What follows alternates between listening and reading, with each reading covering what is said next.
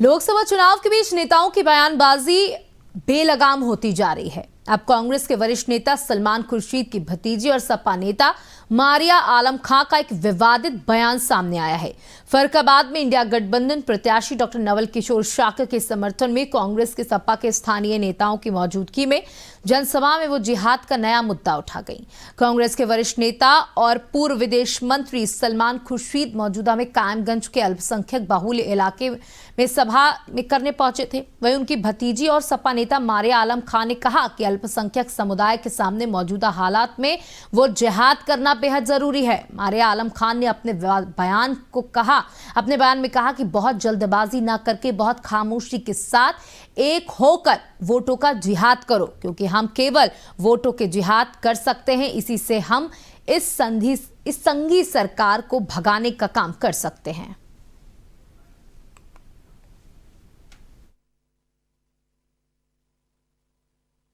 और अपनी औकात इंसान को सबसे पहले समझनी चाहिए कि हम सिर्फ अब जिताने के रह गए और हराने के रह गए, और अगर अब भी एक नहीं हुए तो ये समझ लेना कि यहाँ से हमारा नामो नक्श मिटाने के लिए ये संघी सरकार जो कोशिश कर रही है उसको तुम कामयाब करने का काम करोगे, उसके मंसूबों को कामयाब करने का काम करोगे।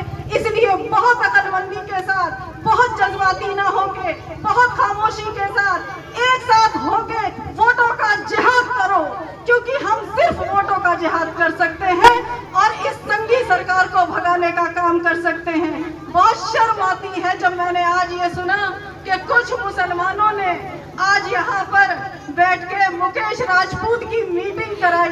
मुझे लगता है समाज से उनका हुक्का पानी बंद कर देना चाहिए। इतने मतलबी मत बनो कि बच्चों की जिंदगियों से खेलो, हमारे बच्चों की जानों से खेलो। आज कितने लोग सीए एनआरसी में जेलों में बंद हैं, और आपको बताने मुझे खुशी हो रही है कि उन बच्चों के कितने केसेस सलमान खुर्शीद साहब फ्री में। देखिए डॉक्टर रमेश वर्मा जी, हमने बयान अभी सुना कि किस तरीके से लोगों को भड़काने का काम किया जा रहा है और कहा जा रहा है कि जिहाद करो, यानी वोटों का जिहाद करो। उसके बाद उन्होंने एक और लाइन कही कि कुछ लोगों ने यहाँ पर अभी दूसरे पार्टी के नेता की मीटिंग कराई, उनका हुक्का पानी बंद कर देना चाहिए। किस तरीके की राजनीति अपनी मोड़ ले रही है, हम देख रहे हैं हर रोज एक नए नए बयान सामने आते हैं जिसमें लोग मर्यादा भूल जाते हैं। समाज में कहीं ना कहीं एक अजीब सी द्वेष पैदा करने की कोशिश की जा रही है राजनीति के माध्यम से। हाँ, निश्चित रूप से इस बार का चुनाव कुछ ऐसा ही हो रहा है जी। पिछले चुनाव में भी होता रहा, हिंदू मुसलमान पाकिस्तान सब कुछ, लेकिन अब जो गढ़ हैं समाजवादी पार्टी के या बीजेपी के, वहाँ पर जरा मुखर होकर के लोग बोल रहे हैं। अब ये जो कायमगंज इलाका है ये सलमान खुर्शीद का है जी। 1989 के बाद से अब पहली बार सलमान खुर्शीद वहाँ चुनाव नहीं लड़ रहे हैं जी। कांग्रेस के बड़े नेता रहे हैं, कानून मंत्री रहे हैं। तो उन्होंने एक बैठक की, सभा की, और उसमें जो ये मारिया आलम खां है ये सलमान खुर्शीद की भतीजी हैं, लेकिन इस समय वो समाजवादी पार्टी में है।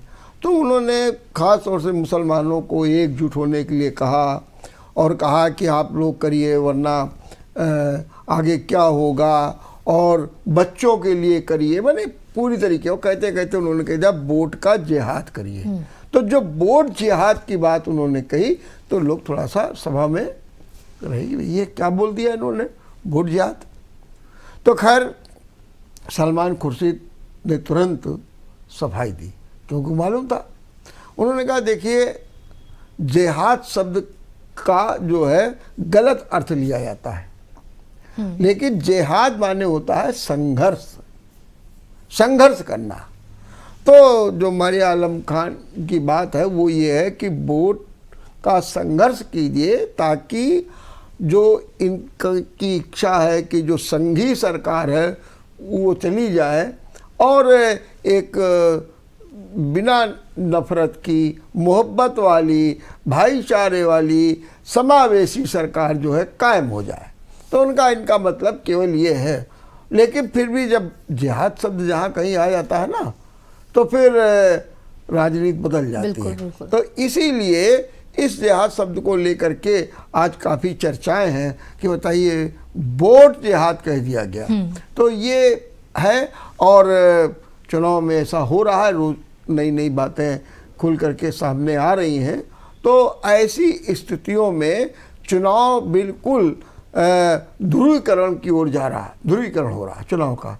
मुद्दे हो रहे हैं लेकिन मुद्दे किनारे हो रहे हैं। वहीं पर ये माना जा रहा है कि दंगा करने वालों के साथ ऐसा होना चाहिए, और कहने वो दंगा वो कराते हैं, वो दंगा वो कराते हैं, कहते हैं इनकी सरकार आ जाने दो फिर ये दंगा कराएंगे। बिल्कुल, मैंने इस तरीके की बातें चल रही हैं। कुल मिलाकर के एक दूसरे पर आरोप और प्रत्यारोप का सिलसिला जो है वो लगातार जारी है, जहां एक तरफ बीजेपी कहती है कि ये पार्टियां ध्रुवीकरण की राजनीति करती हैं, वहीं जो इंडी गठबंधन है वो कहता है कि बीजेपी खुलेआम मंचों से ध्रुवीकरण की राजनीति करती है। अब चुनाव है और अब तीसरा चरण भी नजदीक है, इसीलिए ये सारी बयानबाजियां और तेजी पकड़ रही हैं, क्योंकि धीरे धीरे अंतिम पड़ाव की तरफ 2024 का ये चुनाव बढ़ रहा है और रिजल्ट आने ही वाले हैं कुछ समय के बाद, और इससे तय होगा कि किसकी सरकार होने वाली। इसलिए इस तरीके की बयानबाजियां जरूर तेज हो गई हैं।